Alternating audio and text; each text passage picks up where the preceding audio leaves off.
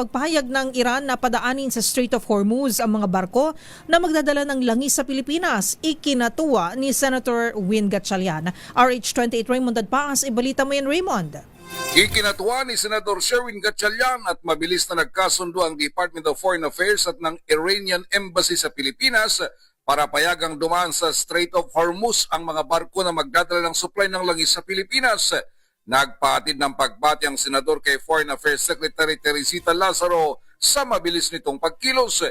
Ganun pa man ay sinabi ni Gatchalian na hindi pa ito 100% panghawakan ng gobyerno dahil wala pang matibay na commitment para ito ay maisagawa. Para sa kanya, maganda at nagkaroon ng kasunduan ng Pilipinas at Iran, ngunit maganda pa rin ipursige ang mga high-level dialogues para sa ibang mga maaring pagkunan natin ng supply ng langis.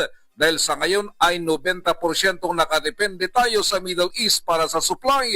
Sabi ni Gatchalian, mahalagang maghanap tayo ng langis sa ating mga non-traditional suppliers gaya ng Amerika at Canada. Narito si Senador Sherwin Gatchalian. Malaking bagay yun, pero ang importante ngayon magkaroon ng firm commitment more than itong mga araw na nakasulat.